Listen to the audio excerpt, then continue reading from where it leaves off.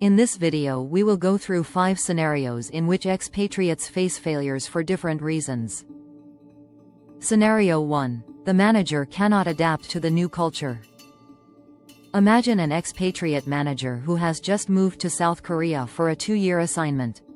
At work, decisions are made slowly, hierarchy is strong, and indirect communication is essential. But the manager is used to fast decision-making and very direct communication. Every meeting feels frustrating. He interprets silence as disagreement when actually it is respect. After a few months, he becomes isolated, loses confidence, and struggles to collaborate with his Korean colleagues. Eventually, he asks to return home early. This is a classic example of an expatriate failing because they were unable to adapt to the local culture. Scenario 2. The family cannot adapt. Consider an expatriate who relocates to the United Arab Emirates with her family. She adapts quickly at work, but her partner cannot find suitable job opportunities and begins to feel lonely. Their children struggle with the international school system and miss their friends back home. The family becomes unhappy, stressed, and emotionally exhausted. Although the manager is performing well, the family pressure makes the assignment unsustainable. 6 months later, the company has to bring her back. This shows how family adaptation is often the hidden reason behind expatriation failure. Scenario 3. Lack of technical competence. Let's look at a project leader sent to Brazil to manage a new manufacturing site. On paper, he had experience, but the new role required advanced technical knowledge that he did not fully master. As a result, he struggled to solve daily operational problems. Local engineers began to question his decisions, and his credibility declined.